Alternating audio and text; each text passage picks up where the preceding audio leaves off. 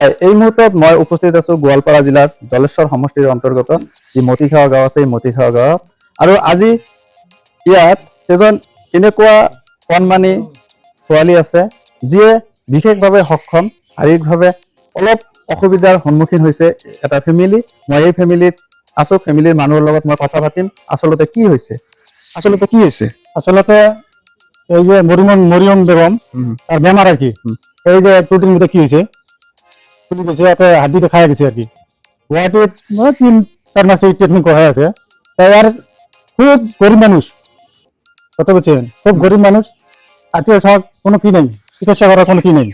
গতিকে একটা অনুরোধ করি, দেশে যদি ট্রিটমেন্টের জন্য কি সহায় করি হয়, তাই যে ইনি তার বাবা, এই যে মরিয়মের, আর ইনি দাদা হয়, বুঝছে, দাদা হয়, খুব গরিব মানুষ, দুঃখীয়া মানুষ, সবাই যদি সহায় করি হয় এই মরিয়মের জন্য, তাইলে সুবিধা হইল হয়। একটাই অনুরোধ করি দেশের লগত,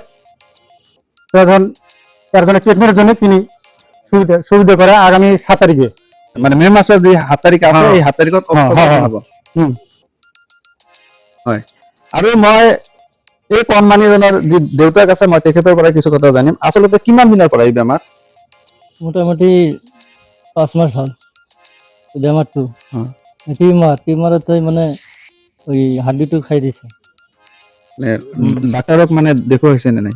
দেখা হয়েছে, কি কৈছে ডাক্তাৰে, কি কৈছে? ডাক্তারে তো ট্রিটমেন্ট করে আছে, আগামী 7 তারিখে অপারেশন করে। মানে আগামী যি 7 তাৰিখ আছে মে মাসত অপাৰেশ্যন কৰিব লাগিব। মানে কিমান খৰচ আহিব কিবা কোৱা নাই ডাক্তাৰে? কিবা কোৱা নাই? মোটামুটি 4 লাখ টাকা। 4 লাখ টকা মানে খৰচ পৰিব। খরচ পড়িব 4 লাখ টাকা। মানে এতিয়া মানে ছোৱালীজনীক মানে আগতে মানে ক'ত, মানে কোন ঠাইত, গোৱালপাৰা ধুবুৰী ক'ত মানে ট্ৰিটমেন্ট চলি আছিল আগত? গোৱালপাড়া এক্সরে করাইছি, তার মধ্যে এক্সরে মানে গোয়ালপাড়া ডাক্তার কইছে এটা গুয়াহাটি নেওয়া লাগবে। পরে গুয়াহাটি নিয়ে গেলাম, ট্রিটমেন্ট যাই করি। এই মোর বেডিটা, এই যেটা মোর বেডি, বহুত ট্রিটমেন্ট করলাম, পয়সা পানি নাই। আমরা কিছু প্রাইভেটে সাহায্য চাই। আমার এই মোবাইলে একটা স্ক্রিন থাকতে আপনার একটাই কিছু আমরা সাহায্য চাই। বহুত পয়সা ভাঙলাম, এই পয়সা কামাবে নিছে না, আরো মোটামুটি 4 লাখ টাকা লাগবে নিছে। তোমরা 10 টাকা পান, 5 টাকা পান, তোমরা আমার এই মোবাইলের মধ্যে একটা স্ক্যানার থাকবে, তোমরা সহায় করেন।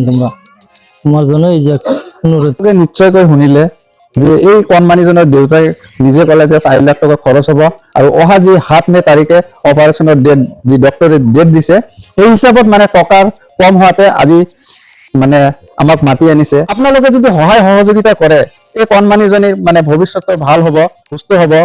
আৰু আপোনালোকে যিয়ে যিমান পাৰে 10 টকা, 20 টকা, 50 টকা, 100 টকা, আপোনালোকে যিয়ে যিমান পাৰে অহা 7 মে তাৰিখৰ ভিতৰত আপোনালোকে মানে আৰ্থিক সহায় আগবঢ়াব।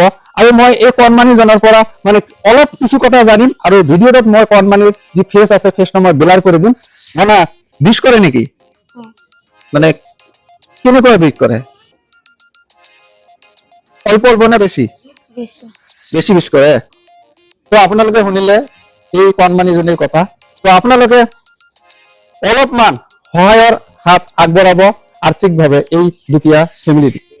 আৰু মই আশা কৰিছো আপোনালোকে নিশ্চয় অলপ সহায় আগবঢ়াব। জলেশ্বৰৰ পৰা মই ৰফিকুল ইছলাম, প্ৰতিদিন টক্স।